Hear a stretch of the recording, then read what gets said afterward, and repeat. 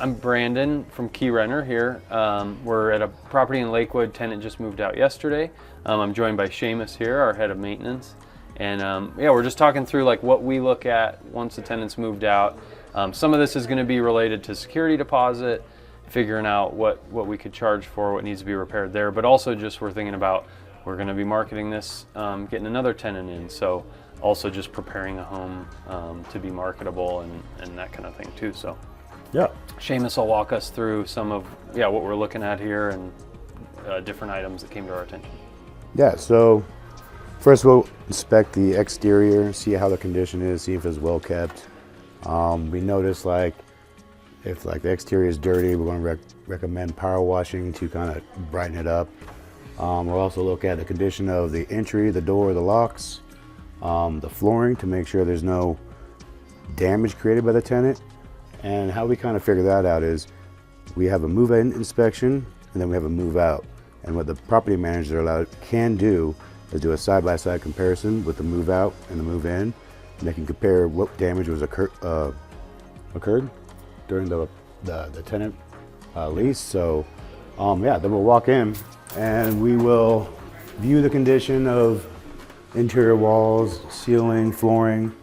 And then we'll look at the baseboards. So right here we notice we got baseboards that are peeling off the wall, and down the way we found some moisture damage at the base of the baseboards. So we look at everything and we determine if it's caused by wear and tear of the property, which would be an owner expense, or if it's damage and wear from the tenant, depending on what kind of condition it was prior to them moving in.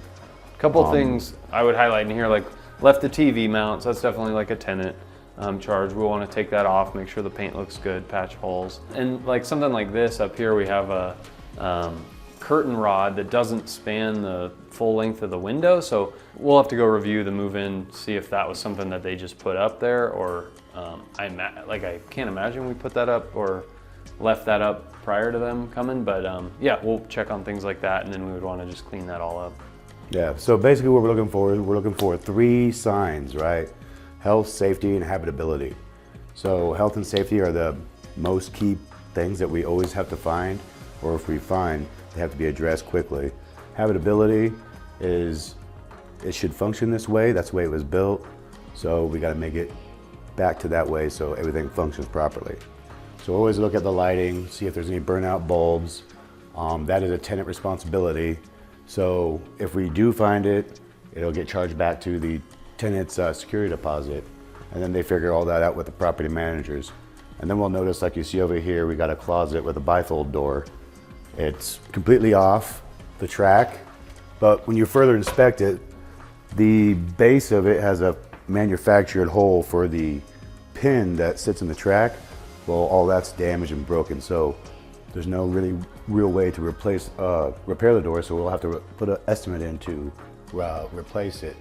Yeah, so what we'll do, as Shamus said, we'll get an inspection of it. So our maintenance team will come up with a list of recommended repairs. And I would say most of what you all are doing is what would it take to get this house to where it's everything's functioning right, it looks nice, it's ready for someone to move into. Yeah, walk-in ready. Yeah, it's more the job of the property manager to determine, okay, what's tenant damage that exceeds normal wear and tear of the property.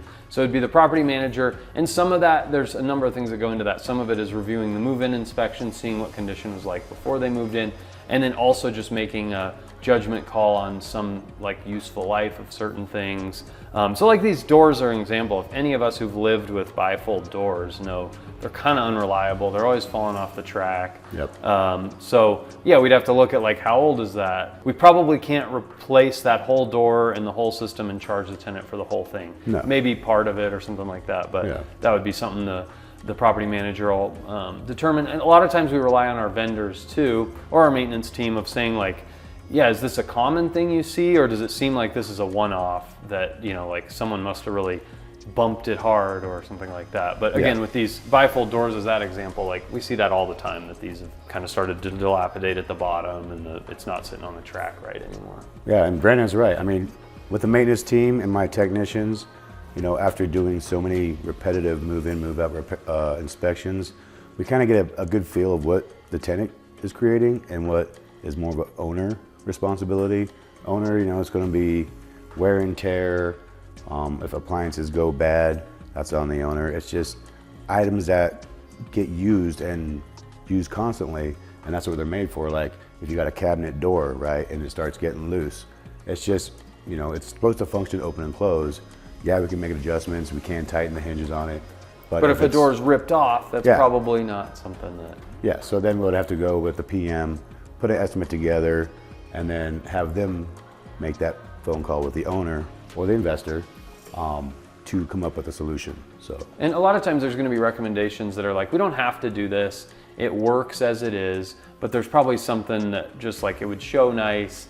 Even like this door as an example, we could probably rig that up to sit back on the track, but it'll be falling off pretty quick, and it doesn't show great, so we might say, or we could give you a bid to just put a regular hung door in there.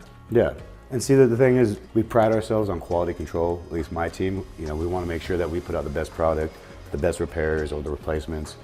That way it is a functioning repair replacement, so it has a longevity of use going forward. So, there's just some things where you look and you can see walls that had previous paint touch-ups, but whoever did the paint touch-ups, it's either the sheen doesn't match or the color is off. And so touch-up paint is kind of like one of those, 50-50 things. It's good if you got it right, but if you don't get it right, then the whole wall is gonna look bad. So like this, I don't know, maybe it's a taste thing, but having kind of this accent wall doesn't feel like the most modern kind of style and that kind of thing. You can see at some point, maybe this new doorbell was put in, they didn't, they didn't trim around that. Some spots here were like the colors shining through from before that. So I don't know if you could answer this, but it might be one where we'd recommend a new paint in here. Yeah, just to freshen it up, and just the better the property is, the higher quality tenant you're going to attract. So it can often be worth putting some money in to just really freshen it. Oh, absolutely. And these are some things I want to do with the owners and investors, is have that face-to-face conversation. And we know, everybody's not financially stable, right? So we can also kind of come up with like a plan over a period of time or a period of, rental terms to hack away at certain projects to better the property. Because what we're trying to do is we're trying to attract the tenants, and they don't want to be in a place that looks like a pigsty, right? So they want to come in, walk in ready, nice, clean, fresh smell, and they can just live and be happy in their surrounding. And doing the upkeep, the preventative maintenance, and even doing renovations or betterments of bathrooms, kitchens, it's just going to increase the property value, which will increase the rental fees, but it'll also have a happy tenant because they're in a safe, comfortable place. So Shamus, maybe talk through what are some of the most common things that you see that need to be addressed when you come in for a move-out inspection? So most common things, it will probably be, burnt out bulbs, paint deficiencies or areas that need to be paint touched up, anchor holes or holes in the drywall that need to be patched, textured, and painted. How about flooring? What do you flooring, see with that? You see flooring, and a typical lifespan for a carpet floor is about 10 years. Probably depends. Like if that carpet was right here, I imagine you'd see a lot more wear. Thankfully, we have a lot some more wood traffic. coming in. This is a good laminate flooring. It's held pretty well. There's really not very many, issues with it. It's great. Put a nice mop on it, it's going to clean up real nice. So they did a good job choosing this kind of flooring. That's something that is also a betterment that could also, estimate for the owner to maybe in the future, bring the property value up. And how much more are these kind of laminate flooring on like a price per foot versus carpet? How much bigger is the investment? Depending on the style that the owner wants, with either laminate or they have LVP, which is a vinyl plank, it can range from anywhere from $1.20 a square foot to $6, depending on if it's a laminate with like a 12 mil, which is the height or the thickness of each plank. So it just depends what the owner wants. And then, but kind of if you just average it out, like what's the difference between carpet and a vinyl plank flooring? So is it double the cost? It's not, like, it depends, right? So it depends on what kind of material you'll get. Carpet, it's always measured in square yards. Any plank or tile measure the square feet. It's just the way they have to cut the carpet for the long lengths and widths. Carpet's usually a lot cheaper than doing like a hard flooring or a hard surface, just because it's an easy, quick install. Sure. With the plank, it's more labor intensive. So More it takes prepping longer. the subfloor and that kind of thing too. Yeah, so that's about the difference. But carpet, you know, it's good. People like it, but for high traffic areas, it's not the best choice. We've got a master bathroom here, and something that we noticed, it's got these glass doors and they're kind of hitting each other here.